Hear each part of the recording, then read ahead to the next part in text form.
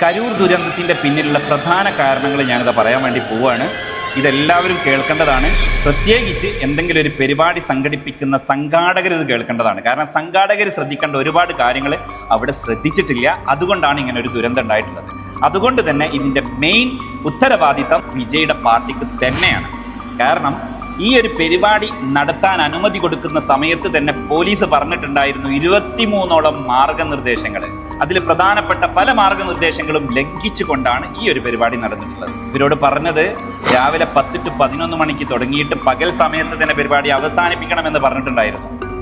അങ്ങനെ തന്നെയാണ് ഇവർ ലൈസൻസ് എടുക്കുകയും ചെയ്തത്.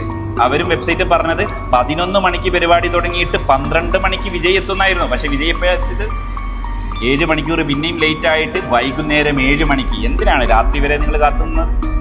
രാത്രിയാകുമ്പോൾ ഒരുപാട് പേര് കൂടും അല്ലേ? അപ്പൊ നിങ്ങൾക്ക് ഒരുപാട് ജനബാഹുല്യം കാണിക്കാം എന്നൊക്കെ നിങ്ങൾ ചിന്തിച്ചു. നിങ്ങൾ അവിടെയുള്ള പരിമിതമായ ഒരു സ്ഥലത്ത് പരിപാടി നടത്തുമ്പേ അതിനനുസരിച്ചുള്ള മാർഗനിർദ്ദേശങ്ങൾ പാലിക്കണമായിരുന്നു. നിങ്ങളത് ചെയ്തില്ല. അവിടെ വരുന്നവർക്ക് കുടിവെള്ളം ഉറപ്പാക്കണമെന്ന് പറഞ്ഞു. നിങ്ങൾ കൊടുത്തോ? ഇല്ല. അവിടെ ആംബുലൻസ്, ഫയർ ആൻഡ് റെസ്ക്യൂ ടീമിന് വണ്ടിക്ക് പോകാനുള്ള സൗകര്യം കൊടുക്കണമെന്ന് പറഞ്ഞു. നിങ്ങൾ കൊടുത്തോ? ഇല്ല. വണ്ടിക്ക് പാർക്കിംഗ് സൗകര്യം വേണമെന്ന് പറഞ്ഞു. കൊടുത്തോ? ഇല്ല. ഇങ്ങനെ ഒരുപാട് മാർഗനിർദ്ദേശങ്ങൾ നിങ്ങൾ ലംഘിച്ചുകൊണ്ട് പരിപാടി നടത്തിയത് കൊണ്ടാണ് ഇങ്ങനെ ഒരു അപകടം ഉണ്ടായിട്ടുള്ളത്. ഇത് ആദ്യമായിട്ടൊന്നും അല്ല. പല ആൾ ദൈവങ്ങളുടെ പരിപാടിക്കാണെങ്കിലും രാഷ്ട്രീയക്കാരുടെ പരിപാടിക്കാണെങ്കിലും എന്റർടൈൻമെന്റ് DJ പോലെയുള്ള പരിപാടികൾക്കാണെങ്കിലും ഒക്കെ ഇത് സംഭവിക്കാറുണ്ട്. കാരണം ഇതിന്റെ മെയിൻ ഉത്തരവാദിത്തം സംഘാടകർക്ക് തന്നെയാണ്. അപ്പൊ ഇതുപോലെ എന്തെങ്കിലും പരിപാടികളൊക്കെ സംഘടിപ്പിക്കുന്നുണ്ടെങ്കിൽ സംഘാടകർ പ്രത്യേകം ശ്രദ്ധിക്കുക.